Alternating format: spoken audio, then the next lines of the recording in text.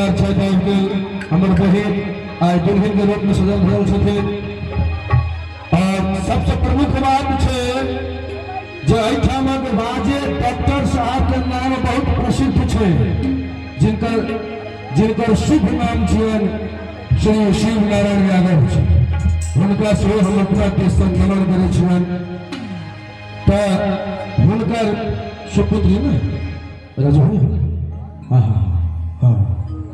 तो चलो अभी मैं इतना स्वागत गान मुझे आनंद गान सब जय हमारे किशोरी माने हमारे बहन आज दुल्हन के रूप में छथिन और किशोर पाहुन हमारा पाहुन के रूप में छथि।